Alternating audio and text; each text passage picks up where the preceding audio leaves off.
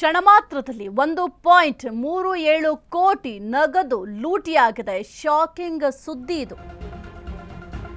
ಕ್ಷಣ ಮಾತ್ರದಲ್ಲಿ 1.37 ಕೋಟಿ ನಗದು ಲೂಟಿಯಾಗಿದೆ. ಬೆಂಗಳೂರಲ್ಲಿ ಮತ್ತೊಂದು ಎಟಿಎಂ ವಾಹನ ದರೋಡೆ. ಹಿಟಾಚಿ ಕಂಪನಿ ಸಿಬ್ಬಂದಿಯಿಂದ 1.37 ಕೋಟಿ ಲೂಟಿ. ಜನವರಿ 19ರಂದು ನಡೆದಿರುವ ಎಟಿಎಂ ವಾಹನ ದರೋಡೆ ಇದು.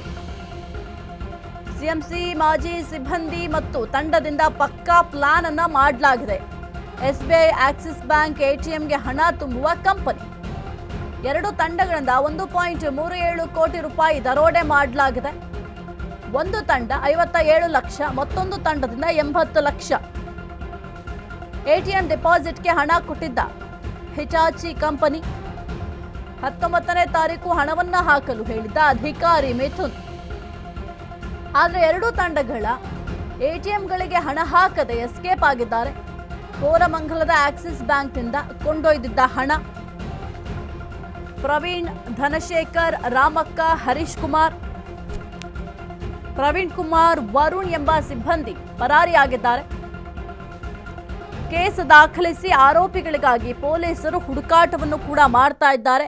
ಕ್ಷಣ ಮಾತ್ರದಲ್ಲಿ 1.37 ಕೋಟಿ ನಗದನ್ನ ಲೂಟಿ ಮಾಡಿದ್ದಾರೆ. ಬೆಂಗಳೂರಿನಲ್ಲಿ ಈಗ ಮತ್ತೊಂದು ಎಟಿಎಂ ವಾಹನ ದರೋಡೆ ಪ್ರಕರಣ ಈಗ ಬಯಲಾಗಿದೆ, ಬೆಳಕಿಗೆ ಬಂದಿದೆ. 19ನೇ ತಾರೀಕು ನಡೆದಿರುವಂತಹ ಪ್ರಕರಣ ಇದು. ಸದ್ಯಕ್ಕೆ ಈಗ ಈ ಒಂದು ಪ್ರಕರಣ ಬೆಳಕಿಗೆ ಬಂದಿದೆ. ಜನವರಿ 19ರಂದು ಆಗಿತ್ತು. ಇನ್ನು ಸಿಎಂಸಿ ಮಾಜಿ ಸಿಬ್ಬಂದಿ ಮತ್ತು ತಂಡದಿಂದ ಪಕ್ಕಾ ಪ್ಲಾನ್ ಅನ್ನ ಮಾಡಲಾಗಿದೆ ಅನ್ನೋದು ಕೂಡ ಮೇಲ್ನೋಟಕ್ಕೆ ಗೊತ್ತಾಗ್ತಾ ಇದೆ.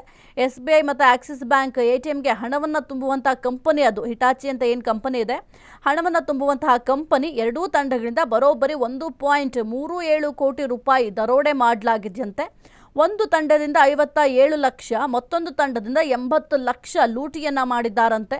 ಸದ್ಯಕ್ಕೆ ಎಟಿಎಂ ಡೆಪಾಸಿಟ್ಗೆ ಹಣವನ್ನು ಹಾಕಲಿಕ್ಕೆ ಅಂತ ಹಿಟಾಚಿ ಕಂಪನಿಯವರು ಅಷ್ಟು ಹಣವನ್ನು ಕೊಟ್ಟಿದ್ರು. ಆ ಏನು ಹಣವನ್ನು ಕೊಟ್ಟಿದ್ರು ಅದೆಲ್ಲವನ್ನು ಕೂಡ ಈಗ ಲೂಟಿ ಮಾಡ್ಕೊಂಡು ಎಸ್ಕೇಪ್ ಆಗಿದ್ದಾರೆ. ಪೊಲೀಸರಿಗೂ ಹುಡುಕಾಟವನ್ನು ಕೂಡ ಮಾಡ್ತಾ ಇದ್ದಾರೆ. ಆರೋಪಿಗಳ ಜೊತೆಗೆ ಹಣವನ್ನು ಕೂಡ ಹುಡುಕಾಟವನ್ನು ಮಾಡ್ತಾ ಇದ್ದಾರೆ. ಯಾಕೆಂತಂದರೆ 1.37 ಕೋಟಿ ಹಣ, ಅದು ನಗದು ಹಣವನ್ನು ಈಗ ಲೂಟಿ ಮಾಡ್ಕೊಂಡು ಹೋಗಿದ್ದಾರೆ ಅಂತಂದರೆ ಪೊಲೀಸರಿಗೆ ಈಗ ಮತ್ತೊಂದು ತಲೆ ಬಿಸಿ ಶುರುವಾಗಿದೆ. ಯಾಕೆಂತಂದರೆ ಹಿಂದೆ ಕೂಡ ಇದೇ ರೀತಿ ಆಗಿತ್ತು. ಆ ಒಂದು ಪ್ರಕರಣವನ್ನು ಪೊಲೀಸರು ಭೇದಿಸಿದ್ರು. ಈಗ ಈ ಒಂದು ಪ್ರಕರಣ ಕೂಡ ದೊಡ್ಡ ಸವಾಲಾಗುತ್ತೆ ಪೊಲೀಸರಿಗೆ.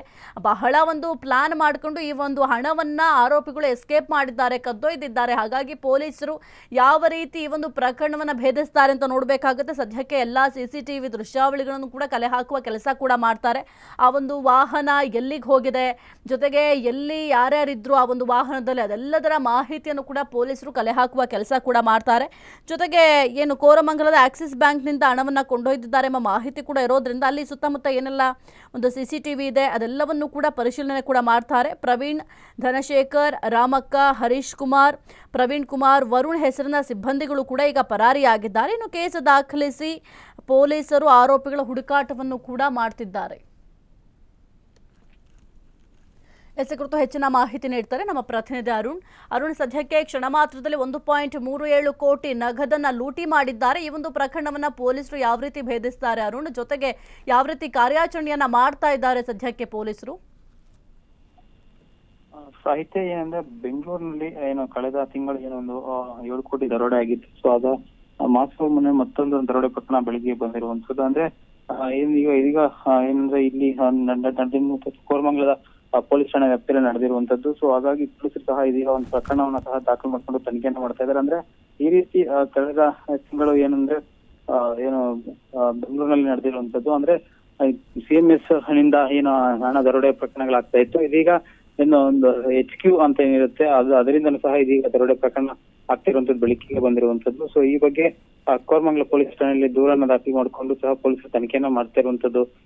ಸಾಹಿತ್ಯ. ಓಕೆ, ಥ್ಯಾಂಕ್ ಯು ಅರುಣ್ ನಿಮ್ಮೆಲ್ಲ ಮಾಹಿತಿಗಾಗಿ.